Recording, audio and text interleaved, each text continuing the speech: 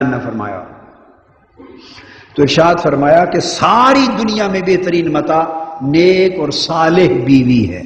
تو پتہ چلا کہ بیٹے کے لیے رشتے کی تلاش میں جب نکلیں تو اور ترجیحات بھی ذہن میں رکھیں، مگر سب سے پہلی اور اولی ترجیح اس بچی کا نیک اور صالح سیرت کا حامل ہونا ہے۔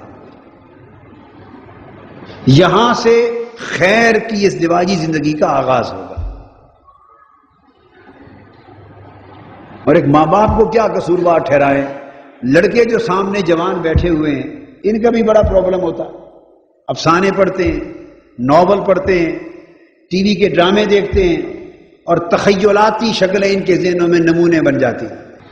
جیسے اب جب یہ شادی کے لیے نکلتے ہیں تو کوئی شخص اور کوئی جوان بھی آئینے میں اپنی شکل کو نہیں دیکھتا، وہ چاہتا ہے میں جیسا بھی ہوں اس کی کوئی پرواہ نہیں، مگر بیوی وہ ملے جس پر پریاں بھی رشک کریں۔ ہم غیر حقیقت پسند ہو گئے اور اپنے نفس اور جان پر ظلم کرنے والے ہو گئے۔ ایک نوجوان تھا، وہ میرے پاس آتا رہا، اس نے کہا بھی میں نے شادی کرنی ہے، اس کو بھیج دیا فلاں جگہ ایک رشتہ ہے گھر میں، وہ ریجیکٹ کر دیا، پھر ایک اور جگہ بھیجا وہ ریجیکٹ کر دیا، اور جگہ بھیجا وہ ریجیکٹ کر دیا۔ ایک دن میں نے اس کو پکڑ لیا گردن سے، اکیلے بیٹھا تھا، تو میں نے پوچھا آپ کیوں ریجیکٹ کر آتے ہیں؟ اتنے رشتے اچھے رشتے تھے۔ اس نے کہا جی وہ خوبصورت نہیں ہوتی۔ میں نے اس کے کان کو پکڑا اور شیشے کے سامنے کھڑا کر کے ایک چھوٹا سا گھونسا مارا۔ میں نے کہا بے حیا، کبھی اپنی شکل بھی شیشے میں دیکھی؟ کبھی اپنی شکل بھی دیکھی؟ ان معصوم بیٹیوں کو رد کر کے آتے ہو، اور میں نے بتایا کہ وہ ساری کی ساری بچیاں تم سے زیادہ خوبصورت تھیں۔ نوولسٹک سوچ بن گئی ہے، رومانوی سوچ، تخیلاتی سوچ۔ تو اس میں کچھ نوجوانوں کا بھی قصور ہے، اس معاشرے کے جو حالات ہیں وہ بھی بڑے اونچے چلے گئے، اور وہ یہ نہیں دیکھتے کہ اگر آپ کی طلب ایک خاص قسم کی حسین و جمیل بیوی کو اپنی رفیقہ حیات بنانا ہے تو کم از کم یہ بھی تو سوچیں کہ اس جس غریب بچی کو آپ لا رہے ہیں وہ بھی انسان ہے، اس کے سینے میں بھی دل ہوگا، اس کا بھی کوئی تصور ہوگا، اس کی آنکھیں بھی چاہتی ہوں گی کہ میرا شوہر بھی کوئی حسین جمیل ہو۔ کبھی یہ نہیں دیکھا اس کے جذبات کا؟ مرد یہ سمجھتا ہے کہ میں تو جیسا بھی ہوں، میں تو جیسا بھی ہوں، میں تو غلمان ہوں، میں تو جیسا بھی ہوں، میں تو حسن کا پیکر ہوں۔ مرد نہ اپنا رنگ دیکھتا ہے، نہ فیچر دیکھتا ہے، نہ قد دیکھتا ہے، نہ حالات دیکھتا ہے، بس بیوی اس کی ایسی ہونی چاہیے کہ وہ بہشت کی حوریں بھی رش کریں۔ اپنے آپ کو حقیقی زندگی میں لانا چاہیے، نیچے لاؤ، عملی زندگی میں لاؤ، اور طبیعت میں اعتدال پیدا کرو، توازن پیدا کرو، حقیقت پسند بنو۔ جب آپ اپنے جذبات کو رکھیں اپنے سامنے تو عدل کا تقاضا یہ ہے کہ اس مسئلے پر دوسرے کے جذبات کو بھی خود سوچیں اور پھر جا کے اعتدال پیدا کریں۔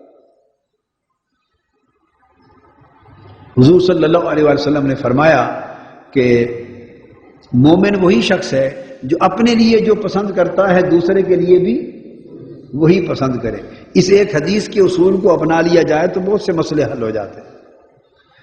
والدین کی خرابی، بہت ساری خرابی والدین، کئی گھروں میں گھومتے پھرتے رہتے ہیں، بچوں کے رشتے نہیں ہوتے، یہ بیٹیاں ملتی ہیں بڑی لیکن اتنی خوبصورت نہیں ہوتی۔ تو ساری چیز یاد رکھ لیں، یکجا نہیں ملتی۔ این ممکن ہے کہ آپ جس خوبصورتی کے پیچھے مارے پھر رہے ہیں وہ خوبصورتی جب ملے تو خوبصیرتی نہ ملے۔ ممکن ہے کہ خوبصورت ملے مگر خوبصیرت نہ ملے، اور ممکن ہے خوبصورت ملے لیکن اس کے ساتھ تکبر آ جائے، پھر ماں باپ کی خدمت نہ کرے، پھر رونت ملے۔ تو جو حضور صلی اللہ علیہ وسلم نے اعتدال کی زندگی کی تلقین فرمائی، اور اس میں ہر خیر ہے۔ حضرت ابو ہریرہ رضی اللہ تعالی عنہ سے روایت ہے، متفق علیہ حدیث ہے، یعنی بخاری اور مسلم دونوں میں تخریج ہوئی۔ آقا علیہ السلام نے فرمایا تنکح المرأۃ لاربع، لمالہا ولحسبہا ولجمالہا ولدینہا، اور پھر فرمایا فاظفر بذات الدین۔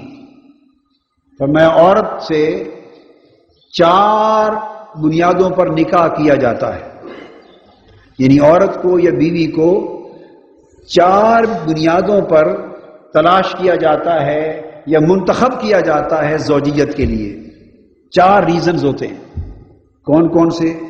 یا تو رشتہ تلاش کرنے والے ماں باپ یا بیٹا جب عورت کو تلاش کرتا ہے اور اپنی زوجیت میں لانا چاہتا ہے تو یا تو اس کے مال کو دیکھتے ہیں کہ مال کتنا لائے گی،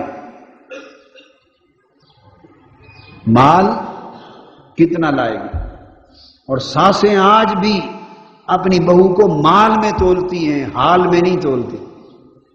اس کا حال، سیرت، کردار، کم گھر ہیں جن میں دیکھا جاتا ہے، بہت سی ساسیں آج اس دنیا میں بھی ایسی ہیں جو مال میں تولتی ہیں، جہیز کیا لائی ہے، تمہیں ماں باپ نے کیا دیا ہے، اور بعض گھروں میں تو خدا نہ کرے سال ہر سال تانا چلتا ہے۔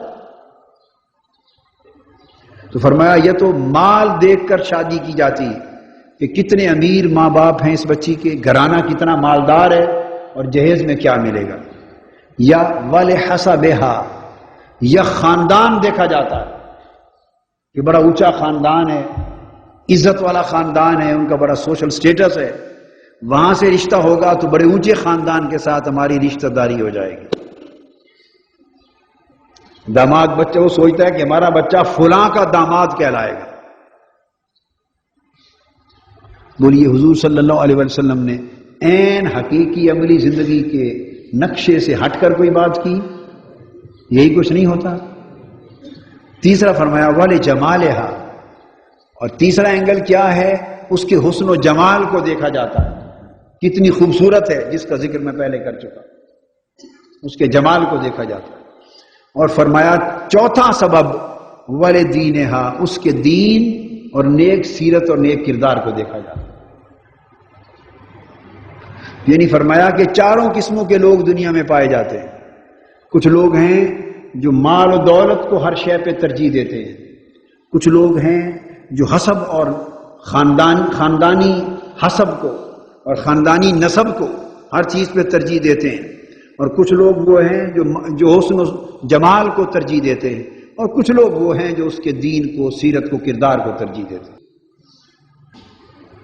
اب 4 چیزوں کو بیان کر کے آقا علیہ السلام نے یہ نہیں فرمایا کہ ان میں سے کوئی ایک چیز کلیت نظر انداز کر دی جائے، نہیں، 4 کا ذکر کر کے آگے پھر ترجیح اول بیان فرما دی۔ یہ نہیں فرمایا کہ مال مت دیکھو، ٹھیک ہے ذہن میں رکھ لو، نہیں فرمایا کہ حسب و نسب نہ دیکھو، خاندان ذہن میں رکھو، حسن و جمال مت دیکھو، نہیں، حسن و جمال بھی ذہن میں رکھو، ہر چیز ایک توازن کے ساتھ۔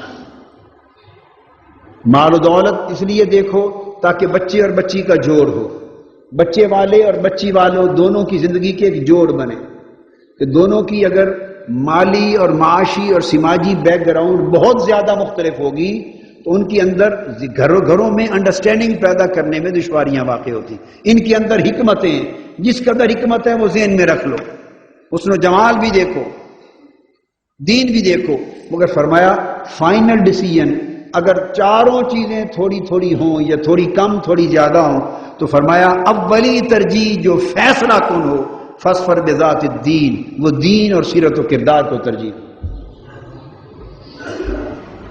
دین اور سیرت ہو، یعنی 4 چیزیں اگر برابر نہ ہوں، کوئی کم کوئی زیادہ، کوئی خوبی کمزور کوئی خوبی اچھی، کوئی تھوڑی کوئی زیادہ، اگر یہ فرق آ جائے تو فرمایا اس میں تمہیں ترجیح دینی پڑے کہ ان 4 میں ترجیح ہے اول کس کو دوں، تو فرمایا اس کی دین کو، اس کی سیرت کو، اس کے کردار کو، دینداری کو ترجیح دو، کیونکہ اس سے اس دواجی زندگی کی ابتدا ہونے والی ہے۔ تو جب آپ چناؤ کرتے وقت نیک صالح بچی لائیں گے تو وہ پھر مرد کے حقوق بھی ادا کرنا جانے گی اور گھر کے اندر کی فضا کو بھی بہتر بنا دے گی۔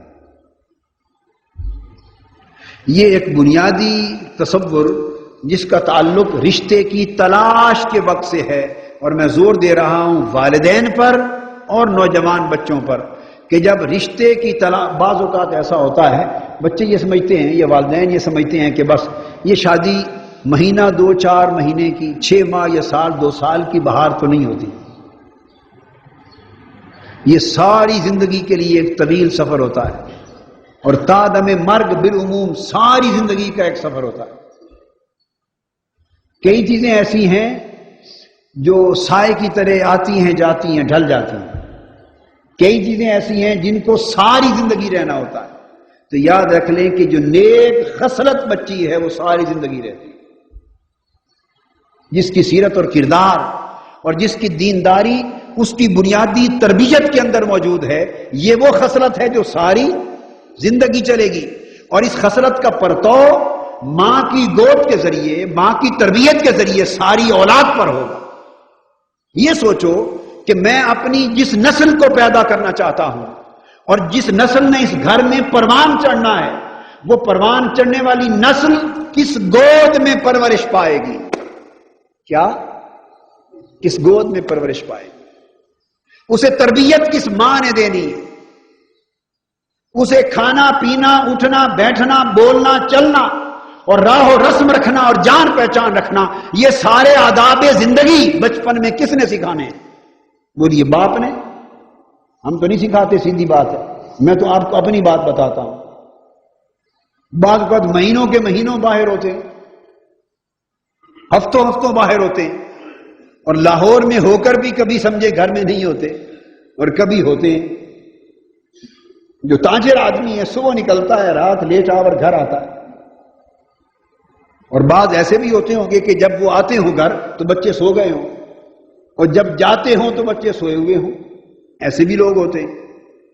انگلینڈ اور یورپ کی جو اور ویسٹرن ورلڈ کی زندگی ہے وہاں تو اکثر ہی ایسا ہوتا ہے کہ منہ اندھیرے نکلنا پڑتا ہے، لمبے سفر ہوتے ہیں ٹریفک کے، اور رات لیٹ آورز لوگ آتے ہیں، کئی ڈبل ڈیوٹیاں کرتے ہیں. اور اگر جاتے آتے بھی ہیں تو تھوڑا وقت بچوں کے ساتھ کانٹیکٹ کا ملتا ہے، تو ساری ذمہ داری بچوں کی تعلیم و تربیت کی تو ماں پر ہوتی. اس لیے یہ سوچنا چاہیے کہ میں جسے آج بیوی بنا کے لا رہا ہوں، یہ بڑا امپورٹنٹ نکتہ ہے. نوجوانوں کے لیے توجہ طلب ہے، اور آپ کے ماں باپ کے لیے توجہ طلب ہے کہ آپ نے تو حسن و جمال پر اگر صرف مر گئے کہ بس حسین و جمیل بیوی چاہیے اور ہر چیز کو نظر انداز کر دیا، تو وہ حسن و جمال تو 4 دن تک آپ کے کام آئے گا، آپ کی اولاد کے کام تو نہیں آئے گا. یہ بات امپورٹنٹ ہے. وہ حسن و جمال کی بہار تو 4 دن 4 مہینے 4 سال 5 سال وہ تو آپ کے کام آنے والی چیز ہے.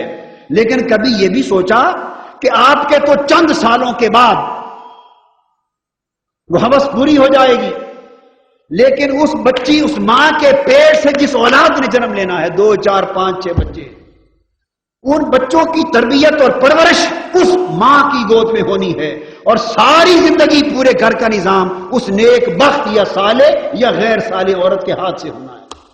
تو آپ کی اولادوں کی پرورش اس نے کرنی ہے، آپ کے گھر کا ماحول اس نے تیار کرنا ہے، گھر میں آنے جانے والے شخص کے ساتھ خوش اسلوبی سے ملنا، میزبانی کا فریضہ اس نے ادا کرنا ہے. آپ ایک ہی حسن و جمال کا ٹوکرا سر پہ اٹھا کے لے آئے، وہ اتنی بدتمیز اور بد اخلاق نکلی کہ نہ کسی آنے والے کو سلام کرتی، نہ کسی کی خدمت کرتی ہے، نہ کسی رشتہ دار کی پہچان کرتی ہے، نہ بچوں کی تربیت کرتی ہے، اور نہ گھر کی پوری زندگی میں اپنے فرائض ادا کرتی ہے. آپ چاٹ لیں بیٹھ کے حسن جمال کو، چاٹیں، کیا کریں گے؟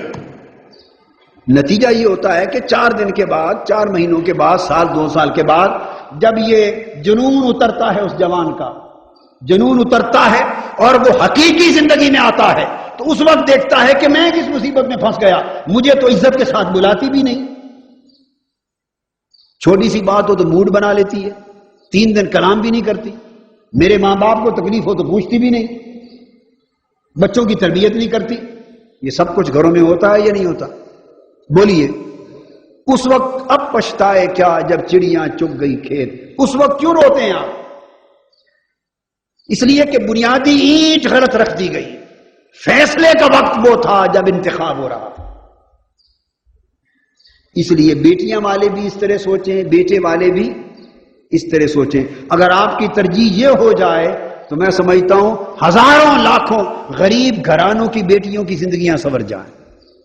وہ جن گھروں میں اس لیے کوئی نہیں جاتا کہ مال زیادہ نہیں ملے گا، ان بیٹیوں کے ہاتھ بھی پیلے ہو سکتے ہیں.